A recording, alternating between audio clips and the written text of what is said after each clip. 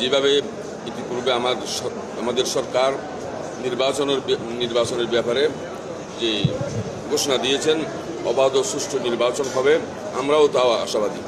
তাই আমরা আশা করতেছি নির্বাচনকে সুন্দর এবং সুষ্ঠু পরিবেশে সুন্দরভাবে নির্বাচন করার জন্য।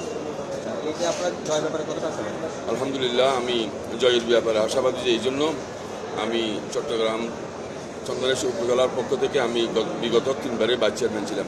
চন্দনেশবাসী এখানে এই ধর্ম বর্ণ নির্বিশেষে চন্দনেশবাসী আমাকে এইভাবেই যথেষ্ট আমাকে মহব্বত করে ভালোবাসে।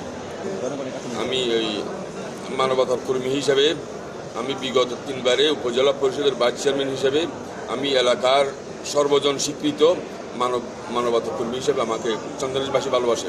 তাই আমাকে আশা করব চন্দনেশবাসী বিগত সময়ে যেভাবে ভালোবেসেছেন এই আগামী সময়েও চট্টগ্রাম 14 চন্দনেশ সাতকানি আইন শৃঙ্খলা চট্টগ্রাম 14 নির্বাচনে আমাকে সেভাবেই আমাকে ভোট দিয়ে ভালোবাসে।